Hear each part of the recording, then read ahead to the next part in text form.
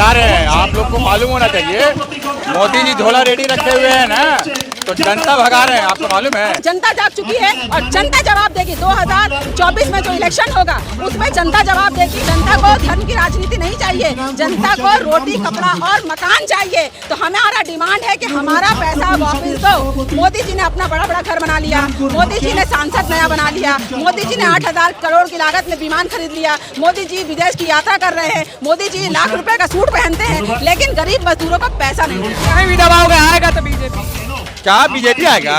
BJP अब सपना जो है ना वो दिन में देख रहे हैं। ये देख रहे हैं, ट्रेलर है ये अभिषेक बनर्जी के नेतृत्व में, ममता बनर्जी के आदेश में ये ट्रेलर है। ये फिल्म का 30 सेकंड का ट्रेलर है। देखिए कौन खुश है ये बताइए। अगर जनता खुश होती तो बंगाल की जनता यहाँ पर नहीं आती। बंगाल की जनता भी हिंदुस्तानी है, लेकिन आप अगर खुश होती तो मणिपुर चल नहीं रहा होता। अगर खुश होता तो हाथरस में दिन दहाड़े रेप करके रात में जला नहीं दिया जाता।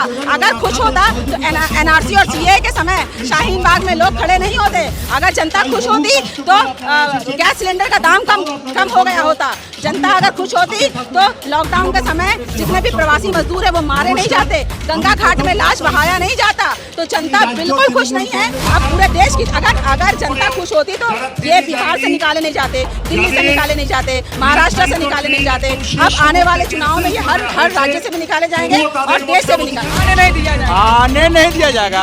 हमारा ट्रेनों कैंसिल था, मालूम है ना आपको। हमारा प्लेन को भी रोक दिया था, लेकिन बंगाल की नेत्री ममता बनर्जी है। 11 नंबर बस जो है ना, 1 पर 1 11 नंबर बस को रोक सकता है। ये जो है ममता बनर्जी ही का समझ लीजिए करिश्मा है। ये है कि हमारा मनरेगा का फंड, हमारा 100 दिन का पैसा, हमारा आवास योजना का पैसा जो केंद्र ने 2 साल से राज्यों को रोक दिया है, बंगाल राज्य को रोक दिया है, ताकि बंगाल के लोगों को परेशान कर सके, बंगाल में जो सिस्टम है, जो प्रशासन है, उसको परेशानी में डाल सके, ताकि बंगाल अपना काम ना कर सके और ये उनका चेहरा धूमिल कर सके। 2021 के विधानसभा में जब जनता ने भाजपा को, मोदी जी को नकार दिया था, वो कहते थे अब की बार 200 पार, लेकिन बंगाल की जनता ने 100 भी पार नहीं किया। तो बंगाल की जनता से बदला लेने के लिए, बंगाल की जनता को प्रताड़ित करने के लिए, बंगाल की जनता को परेशान करने के लिए उन्होंने बंगाल को फंड देना बंद कर दिया है। और उस फंड के डिमांड करने के लिए हम जनता के लिए लड़ें, हम जनता के लिए आवाज़ उठाएं, हम जनता के लिए बंगाल में काम करते हैं, हम जनता के लिए दिल्ली तक आ चुके हैं, ताकि हम लोग ये गूंगे बहरे की जो सरकार है, मोदी जी की जो सरकार है, उसको हम खदेड़ सके और जगा सके।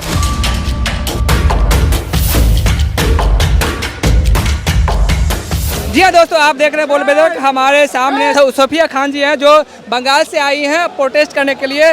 जो इनकी मांगे हैं कि सेंट्रल सरकार 100 दिन से काम करवाने के बावजूद भी इन्हें पैसे नहीं मिले और बहुत सारे मुद्दे हैं। क्यों आए हैं यहाँ पर? देखिए 2 करोड़ 65 लाख लोग जॉब कार्ड होल्डर्स हैं, 20 लाख से ज़्यादा श्रमिक हैं, मजदूर हैं, जिनको 100 दिन का पैसा नहीं मिला।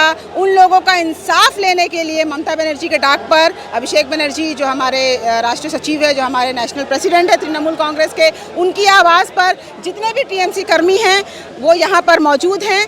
आने को तो पूरा बंगाल आ सकता था, लेकिन ट्रेन रद्द किया गया, फ्लाइट रद्द किया गया, रस्तों में बसों में हमें मजबूरी में आना पड़ा। हमारे जो लोग हैं, जो लोग प्रताड़ित हैं, जिन लोगों को फंड नहीं मिला है, वो आम लोग, कार्यकर्ता तो है ही, उनके साथ साथ आम जनता आई है, छोटे छोटे बच्चों को गोद में लेकर आई है, मजबूरी में आई है, 48 घंटा सफ़र करके आई है और बहुत ज़्यादा परेशानी में आई है। बीच में हमारे बस का एक छोटा सा दुर्घटना भी हुआ। तो हमारी जो मांग है वो ये है कि हमारा मनरेगा का फंड, हमारा 100 दिन का पैसा, हमारा आवास योजना का पैसा जो केंद्र ने 2 साल से राज्यों को रोक दिया है, बंगाल राज्य को रोक दिया है, ताकि बंगाल के लोगों को परेशान कर सके, बंगाल में जो सिस्टम है, जो प्रशासन है, उसको परेशानी में डाल सके, ताकि बंगाल अपना काम ना कर सके और ये उनका चेहरा धूमिल कर सकें। 2021 के विधानसभा में जब जनता ने भाजपा को, मोदी जी को नकार दिया था, वो कहते थे अब की बार 200 पार, लेकिन बंगाल की जनता ने 100 भी पार नहीं किया। तो बंगाल की जनता से बदला लेने के लिए, बंगाल की जनता को प्रताड़ित करने के लिए, बंगाल की जनता को परेशान करने के लिए उन्होंने बंगाल को फंड देना बंद कर दिया है। और उस फंड के डिमांड करने के लिए हम लोग यहाँ पर आ गए हैं। हमारे जितने भी लीडर्स हैं, हमारे अभिषेक बनर्जी जो खुद यहाँ पर आए हैं, ईडी उनको ईडी का चिट्ठी दिया गया ताकि उनको रोका जा सके, ताकि उनको दिल्ली ना आने दिया जा सके। लेकिन इस बार ममता बनर्जी और अभिषेक बनर्जी को कोई रोक नहीं सकता था। अभिषेक बनर्जी ने कह दिया था कि मुझे कोई ताकत नहीं रोक सकता कि हम जनता के लिए लड़ें, हम जनता के लिए आवाज़ उठाएं, हम जनता के लिए बंगाल में काम करते हैं, हम जनता के लिए दिल्ली तक आ चुके हैं ताकि हम लोग ये गूंगे बहरे की जो सरकार है, मोदी जी की जो सरकार है, उसको हम खदेड़ सके और जगा सके। तो क्या कैसे देखते हैं मैम, क्या आप यहाँ आए तो क्या आपकी बातों को अमल किया जाएगा, क्या पैसे रिलीज हो जाएंगे? देखिए, मोदी जी अमल करें या ना करें, लेकिन जनता जाग चुकी है और जनता जवाब देगी। 2024 में जो इलेक्शन होगा उसमें जनता जवाब देगी। हम लोगों ने जनता के ऊपर छोड़ दिया है, क्योंकि ममता बनर्जी जन की बात करती है, मन की बात नहीं करती। तो जनता के लिए हम लोग पहले भी खड़े थे, आज भी खड़े हैं और आगे भी खड़े रहेंगे, 2024 में भी खड़े रहेंगे। और बंगाल की जनता भी हिंदुस्तान की जनता है, तो हिंदुस्तान की जनता 11 करोड़ की जो बंगाल की जो जनता है उसको जो प्रताड़ित कर रहे हैं मोदी जी, उसका हम लोग पर्दाफाश करने आए हैं। क्योंकि गोदी मीडिया नहीं दिखाती, क्योंकि कोई भी नेशनल चैनल नहीं दिखाता, क्योंकि कोई भी प्रवक्ता, कोई भी आरएसएस, कोई भी भक्त आपको नहीं बताएगा। वो बात हम लोग आपको बताने के लिए आए हैं। आप देख सकते हैं हजारों की भीड़ में जो है लोग यहाँ पर उमड़े हुए हैं और हजारों की लोग जो है यहाँ पर एक ही डिमांड कर रहे हैं कि हमारा पैसा वापस दो। मैम कहते हैं कि 140 करोड़ जनता मोदी जी के काम से बहुत खुश है। देखिए, कौन खुश है ये बताइए। अगर जनता खुश होती तो बंगाल की जनता यहाँ पर नहीं आती। बंगाल की जनता भी हिंदुस्तानी है, लेकिन आप अगर खुश होती तो मणिपुर जल नहीं रहा होता। अगर खुश होता तो हाथरस में दिन दहाड़े रेप करके रात में जला नहीं दिया जाता। अगर खुश होता तो एनआरसी और सीए के समय शाहीन बाग में लोग खड़े नहीं होते। अगर जनता खुश होती तो गैस सिलेंडर का दाम कम हो गया होता।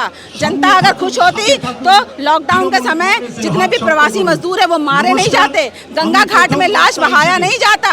तो जनता बिल्कुल खुश नहीं है। जनता को धर्म की राजनीति नहीं चाहिए, जनता को रोटी, कपड़ा और मकान चाहिए। तो हमारा डिमांड है कि हमारा पैसा वापस दो। मोदी जी ने अपना बड़ा बड़ा घर बना लिया, मोदी जी ने सांसद नया बना लिया, मोदी जी ने 8000 करोड़ की लागत में विमान खरीद लिया, मोदी जी विदेश की यात्रा कर रहे हैं, मोदी जी लाख रुपए का सूट पहनते हैं, लेकिन गरीब मजदूरों का पैसा नहीं देते। मैं विदेश नीति के लिए ये सब तो विदेश नीति भी कर रहे हैं ना, विदेशों में जाके मोदी जी।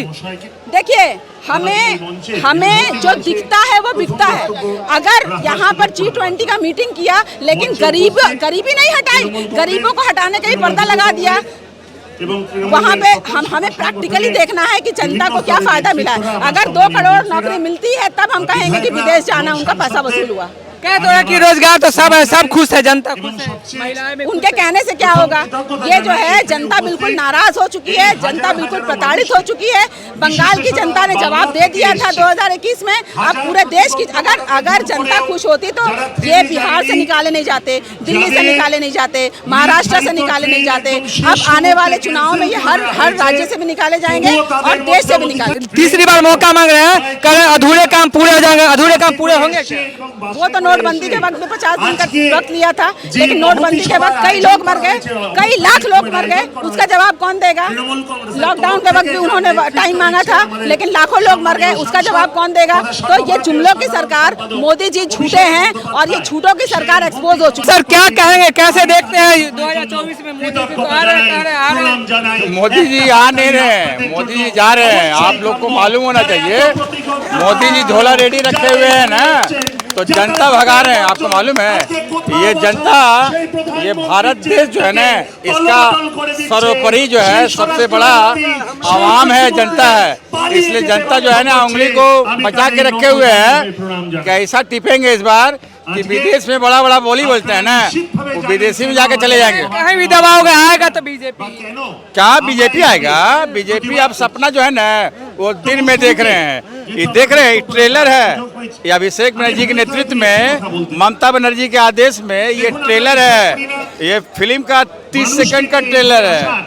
यहाँ आगे क्या होगा? आगे क्या होने? आगे हमारा पैसा अगर नहीं देगा ना तो जानते क्या होगा, पूरा दिल्ली में बंगाल का आदमी आके बैठ जाएगा, आने नहीं दिया जाएगा। आने नहीं दिया जाएगा। हमारा ट्रेनों कैंसिल था, मालूम है ना आपको, हमारा प्लेन को भी रोक दिया था। लेकिन बंगाल की नेत्री ममता बनर्जी है, उनका नाम अभिषेक बनर्जी है। तो उनका जो सैनिक है ना, वो पैदलों आ जाएंगे, कहाँ कहाँ रोकेंगे आप। 11 नंबर बस जो है ना, 1 पर 1 11 नंबर बस को रोक सकते हैं। तो ये जो है ममता बनर्जी ही का समझ लिए करिश्मा है, अभिषेक बनर्जी का करिश्मा है। और ये तय है कि मोदी जी जाने वाले हैं। पैदल यात्रा करके आ जाएंगे। अरे पैदल क्यों नहीं जाएंगे, हम पैदल कहाँ कहाँ जा सकते हैं। दिल्ली कितना दूर है, 1400 किलोमीटर है। आदमी तो कहाँ पहाड़ पर चढ़ जाता है, हिमालय पे।